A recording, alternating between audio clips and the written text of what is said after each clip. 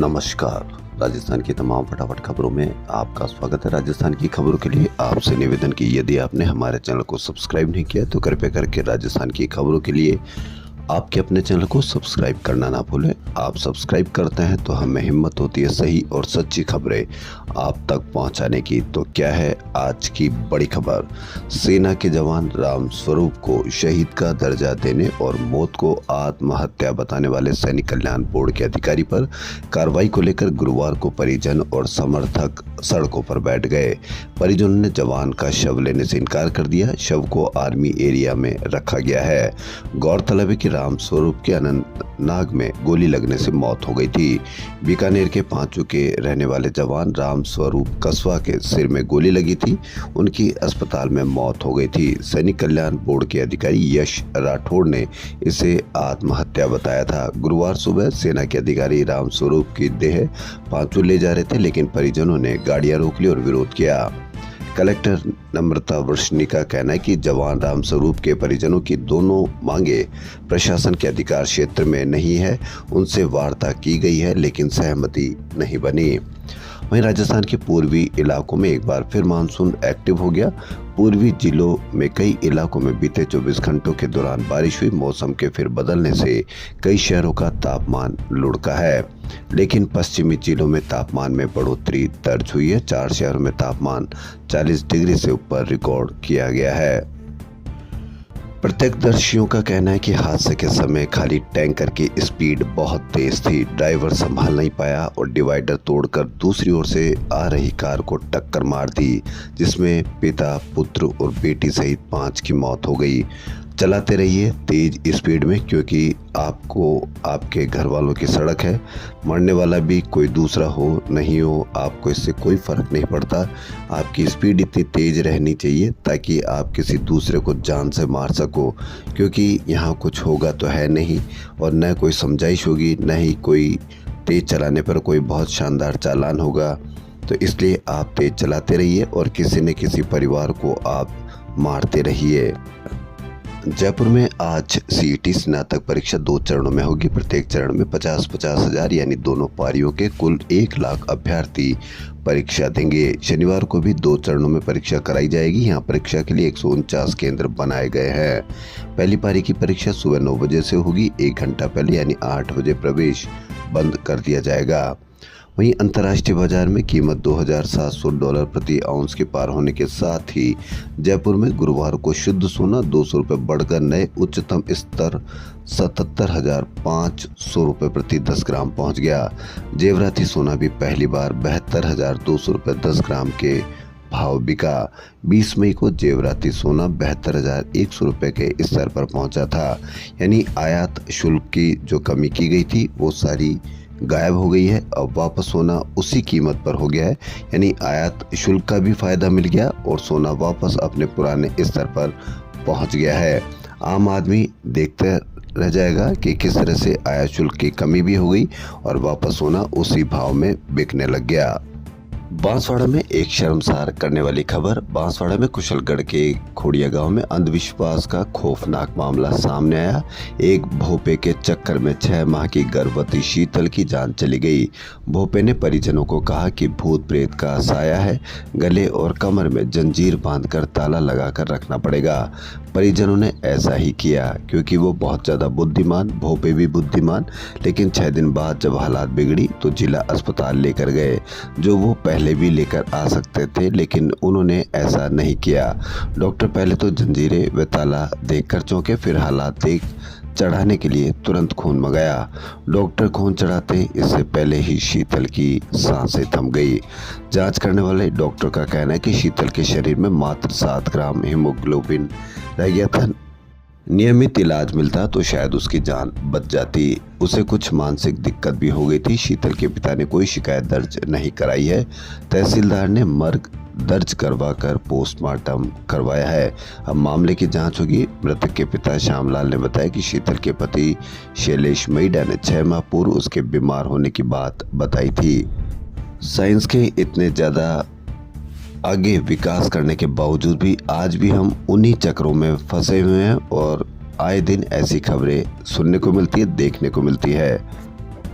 Dengue ने किस तरह से अपने पांव पसार रखे इसकी एक बानगी देखिए। रामगढ़ पंचवारा के उप जिला अस्पताल की महिला डॉक्टर ज्योति मीणा की बुधवार को डेंगू से मौत हो गई।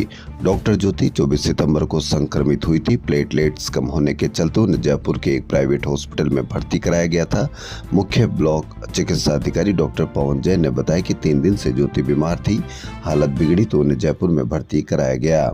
1 दिन के इलाज के बाद ही उन्होंने दम तोड़ दिया।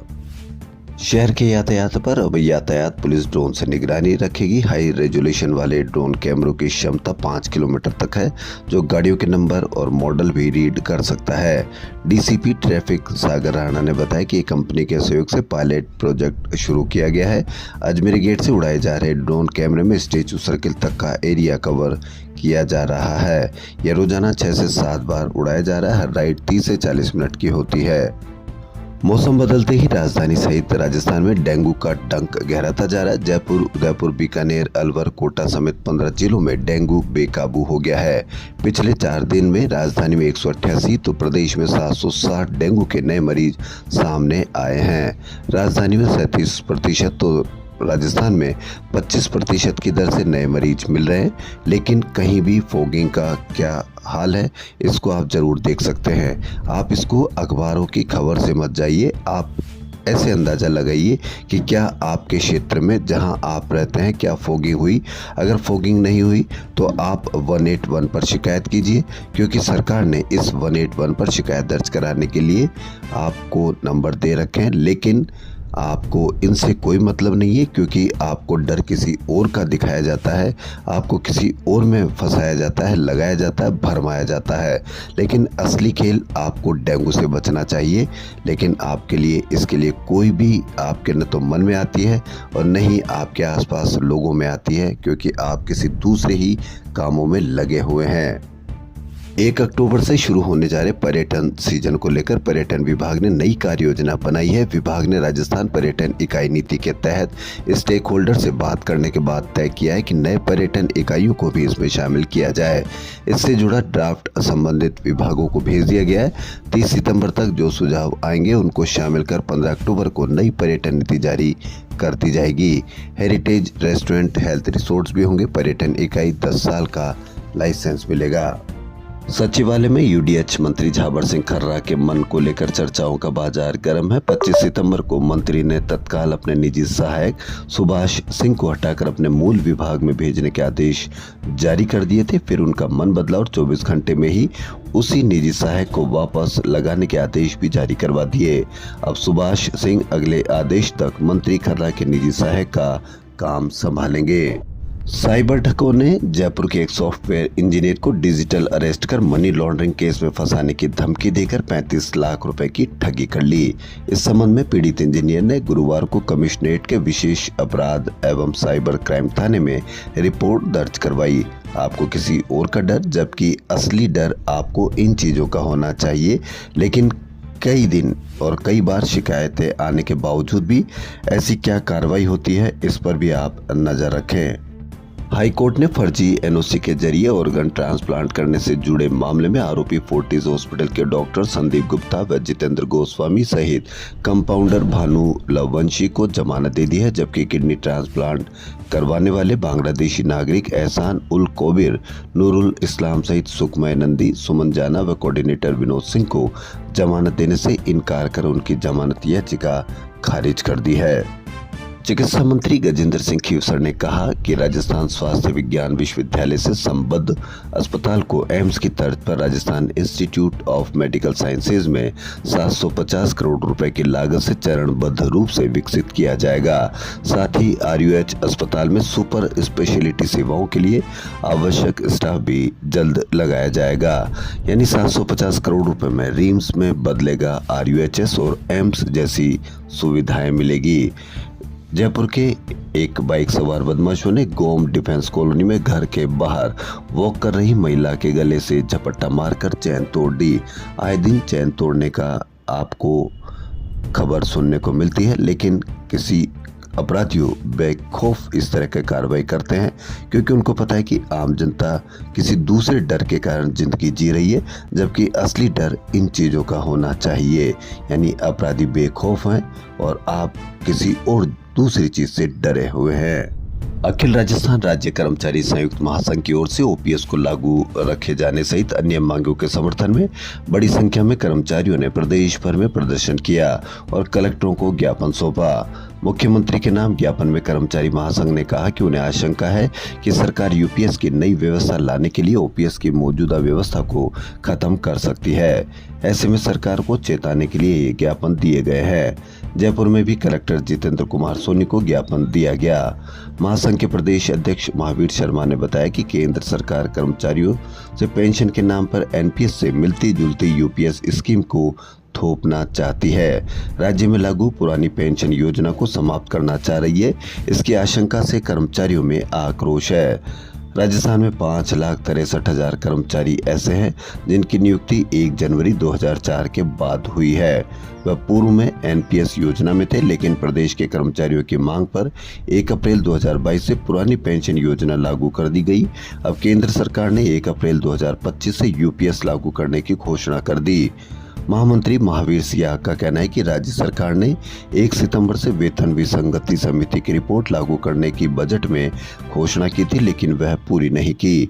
महासंघ के वरिष्ठ उपाध्यक्ष तेज सिंह राठौड़ ने जयपुर में प्रदर्शन में कहा कि यदि सरकार द्वारा समय रहते राजस्थान की कर्मचारियों की मांगों का निस्तारण नहीं किया तो महासंघ आंदोलन और भी तेज करेगा। कैंसर मरीजों के लिए अब राहत देने वाली खबर है। प्रतापनगर स्थित स्टेट कैंसर इंस्टीट्यूट में चंद मिनटों में कैंसर जैसे ट्यूमर को खत्म किया जा सकेगा। चिकित्सा मंत्री गजेंद्र सिंह खीवसर ने रेडिएशन ऑन्कोलॉजी में लीनियर एक्सेलेरेटर और सीटी सिम्युलेटर के आधुनिक मशीन का फीता काटकर उद्घाटन किया। उन्होंने कहा कि एसएमएस की तर्ज पर यह संस्थान विकसित किया जाए जिससे मरीजों की वेटिंग को कम किया जा सके। राजस्थान प्रदेश युवा कांग्रेस में प्रदेश कार्यकारिणी में नियुक्ति कमेटी का गठन किया गया है। राजस्थान युवा कांग्रेस के प्रभारी मोहम्मद शाहिद ने इस संबंध में संगठनात्मक आदेश जारी किए हैं। यह समिति प्रदेश पदाधिकारियों के पद के लिए आए आवेदनों की छानबीन करेगी और अपनी रिपोर्ट पेश करेगी। उसके बाद प्रदेश पदाधिकारियों की नियुक्ति की जाएगी। विधानसभा और लोकसभा चुनाव के बाद युवा कांग्रेस में बड़े पैमाने पर निष्क्रिय कार्यकर्ताओं पदाधिकारियों की छंटनी की गई है। अब नए सिरे से प्रदेश से लेकर ब्लॉक स्तर तक के पदाधिकारियों की नियुक्ति की कवायद चल रही है। इसी के चलते शाहिद ने एक कमेटी का गठन किया गया है। केंद्रीय मंत्री गजेंद्र सिंह शेखावत को कोर्ट से संजीवनी मामले में क्लीन चिट के बाद पूर्व मुख्यमंत्री अशोक गहलोत ने पलटवार किया। गहलोत ने कहा कि संजीवनी प्रकरण को लेकर केंद्रीय मंत्री गजेंद्र सिंह शेखावत द्वारा दायर एक मुकदमे में हाईकोर्ट का फैसला वर्तमान में अदालत के सामने एसओजी द्वारा रखे गए तथ्यों के आधार पर आया है। राज्य में सत्ता परिवर्तन के बाद एसओजी ने हाईकोर्ट में यू टर्न ले लिया। इस केस के जांच अधिकारी को भी हटा दिया गया एवं भाजपा सरकार द्वारा नामित सरकारी वकीलों ने भी केंद्रीय मंत्री का ही पक्ष लिया। इस सब के बावजूद हाईकोर्ट ने मंत्री की याचिका के अनुरूप एफआईआर को रद्द नहीं किया है। हाईकोर्ट ने कहा कि ट्रायल कोर्ट की इजाजत लेकर आगे कार्रवाई की जा सकती है। एसओजी द्वारा 12 अप्रैल 2023 को राज्य के अधिवक्ता को लिखे गए पत्र में इस केस की तथ्यात्मक रिपोर्ट भेजी, जिसके पेज नंबर 7 पर केंद्रीय मंत्री गजेंद्र शेखावत एवं उनके परिजनों की अपराध में संलिप्तता होने की बात लिखी और आरोपी माना। इस रिपोर्ट में लिखा गया है कि जिन कंपनियों की संलिप्तता संजीव घोटाले में है उनमें गजेंद्र सिंह शेखावत का सीधा संबंध है। इस केस के सैकड़ों पीड़ितों ने मुझसे मुलाकात की, तब मैंने एसओजी से इस मामले की जानकारी मांगी। तब एसओजी ने गृह मंत्री के रूप में मुझे इन तथ्यों एवं इस प्रकरण की प्रगति से अवगत कराया है। ये कहना है शेखावत जांच रिपोर्ट के पेज 7 पर दोषी थे, अब एसओजी ने यू टर्न लिया। ये कहना है पूर्व मुख्यमंत्री अशोक गहलोत का। राजस्थान की खबरों फिलहाल इतना ही। यदि आपको राजस्थान की खबरें पसंद आ रही तो आपके अपने चैनल को सब्सक्राइब करना ना भूलें। धन्यवाद।